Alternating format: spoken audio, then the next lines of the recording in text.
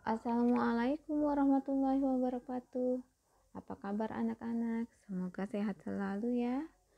Materi kita di semester 1 ini tentang limit fungsi trigonometri. Kompetensi dasarnya adalah menjelaskan dan menentukan limit fungsi trigonometri. Kemudian menjelaskan dan menentukan limit diketahui-hinggaan fungsi aljabar dan trigonometri.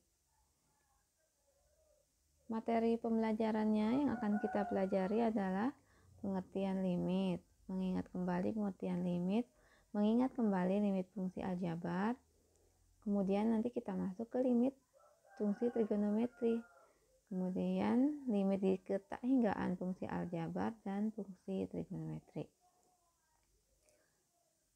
Nah, yang pertama, bagaimana kita mengingat lagi pengertian dari limit fungsi? Kemarin kalian sudah ya menyampaikan beberapa pendapatnya yang masih kalian ingat. Nah, secara umum Ibu rangkum nih, dasar pemikiran limit atau sering disebut nilai batas adalah pendekatan terhadap suatu nilai atau harga tertentu. Jadi harga batas atau limit bukanlah harga yang sebenarnya, melainkan harga yang mendekati. Bentuk umum limit sebuah fungsi fx bisa kalian lihat. Ini artinya kita menghitung nilai limit fungsi fx pada nilai x mendekati nilai a. Untuk contohnya kita perhatikan. Ini Ibu ambil sebuah contoh. Diketahui fungsi fx sama dengan x kuadrat kurang 1 dibagi x kurang 1. Dengan daerah asalnya adalah bilangan real dan x-nya kan tidak boleh sama dengan 1. Carilah nilai limit fungsi fx ketika x-nya mendekati 1. Jadi bukan sama dengan 1 ya, tapi mendekati 1. Maka caranya yang bisa kita lakukan hanya mencari nilai-nilai yang mendekati. Misalnya dengan pakai tabelnya. Mendekati kan bisa dari dua arah, dari kiri, dari kanan. Kita cari nilai-nilai yang mendekati angka 1, mulai dari 0,7, 0,8 ya dari kiri, sampai mendekati angka 1. Ya, begitu juga yang dari kanan. Kita lihat hasilnya. Nah, setelah kita cari dengan nilai-nilai yang mendekati, ternyata untuk x-nya mendekati 1, nilai fx-nya mendekati 2. Nah, jadi dari kiri mendekati 2, dari kanan mendekati 2, maka kesimpulannya dikatakan bahwa limit itu nilainya mendekati 2. Sekarang bagaimana kalau bentuknya kita buat ke dalam grafik? Fungsi fx sama dengan x kuadrat min 1 dibagi x min 1 ya. Ini kita lihat kalau dari kiri x mendekati 1, dari kanan x mendekati 1, maka nilai y-nya atau fx-nya sama dengan 2.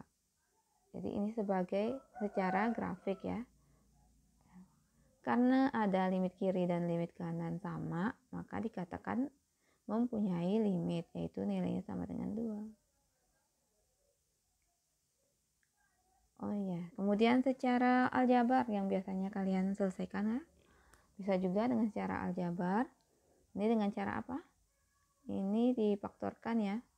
Karena kalau dengan substitusi langsung membentuk nilai tak tentu. Maka dengan cara mengurai pembilang atau penyebutnya ya menjadi faktor-faktor. Misalnya x kuadrat min 1 menjadi x min 1 dikali x plus 1 dibagi x min 1. Hingga hasilnya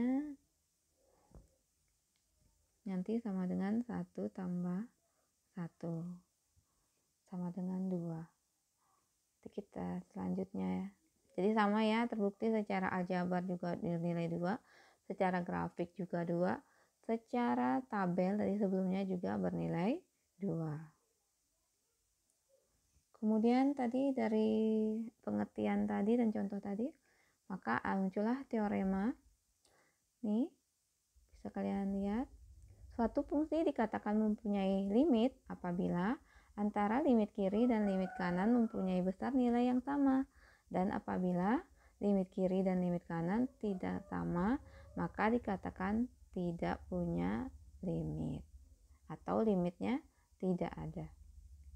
Kita lanjut. Kemudian ingat lagi sifat-sifat dari limit fungsi aljabar. Bisa kalian lihat aja itu dulu ya.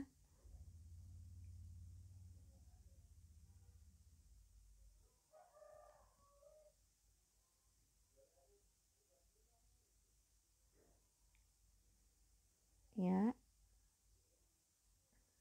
Yang pertama, limit X mendekati A untuk fungsinya K tidak ada variabel ya, konstanta, maka nilainya sama dengan K. Yang nomor 2, limit X mendekati A, fungsinya X, ya cukup nilainya sama dengan A ini ya. Ini A. Kemudian jika fungsinya fx, ya tinggal substitusikan juga x-nya sama dengan A. Kemudian jika limit K kali fx, maka K-nya itu konstantanya bisa dikerjakan belakangan, dikerjakan dulu aja fungsi fx-nya. Limit fungsi fx-nya baru dikalikan K. Jika operasi penjumlahan dari dua fungsi, maka dikerjakan limitnya bisa satu persatu baru dijumlahkan. Sifat yang keenam juga sama, operasinya pengurangan. Yang ketujuh perkalian, yang ke-10 pembagian bisa dipisahkan. Jadi limit fungsi fx sendiri dibagi dengan limit fungsi gx. Kemudian yang ke-9, jika fungsi fx-nya pangkat eksponen, maka bisa dengan cara kalian kerjakan dulu limitnya, baru dipangkatkan. Oke. Contohnya, ketahui limit fx x mendekati 4 sama dengan 6. Kemudian limit gx untuk x mendekati 4 nilainya negatif 4. Tentukan nilai x mendekati 4 untuk 3fx kurang gx ditambah 2. Jadi kita menggunakan sifat-sifat limit tadi ya. Bisa diuraikan menjadi 3 limit fx dikurangi limit gx ditambah limit 2 untuk x mendekati 4. Berarti limit fx tadi kan 6, berarti 3 kali 6. Limit gx-nya 4, negatif 4. Kemudian tadi 2 ya. Jadi nilainya 3 kali 6 ditambah 4 ditambah 2. 3 kali 6 berapa? 18 ditambah 6. Nilainya 24. Selanjutnya, bagaimana cara kalian menyelesaikan limit fungsi aljabar mendekati suatu titik? Tadi salah satunya sudah dengan cara pemfaktoran. Juga tadi contoh yang setelahnya juga dengan substitusi. Tetapi kalau substitusi langsung dilakukan bisa dilakukan jika limit yang didapatkan tidak berupa nilai tak tentu. Kalau pemfaktoran dilakukan ya jika seketika disubstitusi menghasilkan nilai tak tentu, maka kalian bisa dengan cara memfaktorkan. Atau jika pembilang atau penyebutnya berbentuk akar, bisa dengan cara dikalikan sekawan. Berikutnya, contoh yang substitusi. Caranya coba kita perhatikan. Limitnya, fungsinya negatif 16x ditambah 24 dibagi x kuadrat ditambah 12. Ini kalau kita substitusi langsung, nilai x-nya diganti dengan 3. Jadi min 16 kali 3 ditambah 24 dibagi 9 tambah 12 ternyata menghasilkan negatif 8/3. Karena tidak menghasilkan bentuk tak tentu, maka ini bisa dikatakan sebagai nilai dari limit. Fungsi min 16x tambah 24 dibagi x kuadrat ditambah 12 untuk x-nya mendekati 3. Contoh berikutnya. Kalau kita substitusi langsung ini, fungsi x kuadrat dikurang 9 dibagi x kuadrat dikurang x kurang 6. Coba kita substitusi langsung, berarti 0 kuadrat kurang 9 dibagi 0 kuadrat kurang 3 kurang 6. Hasilnya negatif 9 dibagi ini 3 kuadrat ya. Ini 3 kuadrat. Hasilnya sama dengan 0/0.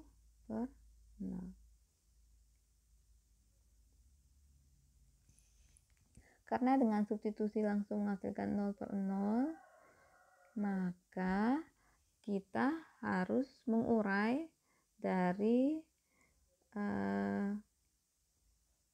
penyebut dan pembilang atau kita faktorkan.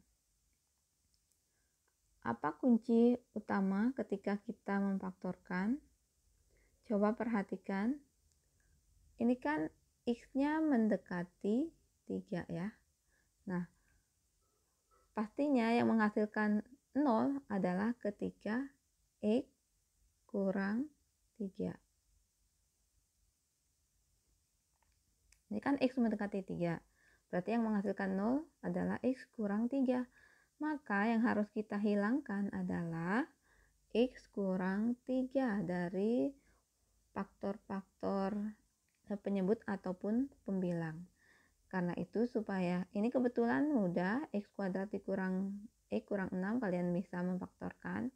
Nah, seandainya faktornya besar, fungsi polinomnya pangkat tinggi, maka caranya untuk mencari faktornya cukup pasti salah satu faktor itu adalah x kurang 3 supaya menghilangkan pembentuk dari 0. Jadi contohnya ini x kuadrat kurang x kurang 6, tanpa kalian hitung pasti salah satu faktornya adalah x kurang 3 supaya bisa dihilangkan pembentuk 0. Jadi tinggal kalian cari faktor yang lain saja. Nah, karena sudah tahu faktor yang harus dibuang adalah x kurang 3, maka kalian cukup terbantu dengan menemukan faktor yang lainnya adalah x tambah 3 dan x tambah 2. Jika pembuat nolnya sudah dihilang, ya tinggal dengan menggunakan substitusi langsung. Jadi hasilnya sama dengan 6/5. Oke. Lanjut dengan kalikan sekawan ya. Karena dikalikan sekawan dulu karena ada bentuk yang berbentuk akar penyebut atau pembilang. Dikalikan sekawan tujuannya juga untuk bisa disederhanakan. Nah, ini setelah dikalikan sekawan, sekawannya berarti akar x ditambah 3 ya. Sehingga menghasilkan x kurang 9 dibagi x kurang 9. Nah, ini sudah membentuk pembuat nolnya. Nah, ini yang harus kita buang, pembuat nol. Sehingga sisanya 1 per akar x tambah 3. Tinggal disubstitusikan, hasilnya sama dengan 1/6. Ya anak-anak, mungkin itu yang bisa Ibu sampaikan. Kalian bisa mencoba latihan. Nanti sudah Ibu siapkan kuisnya ya. Jika ada kesulitan boleh ditanyakan. Sampai jumpa di materi berikutnya. Materi limit fungsi trigonometrinya ya. Assalamualaikum warahmatullahi wabarakatuh.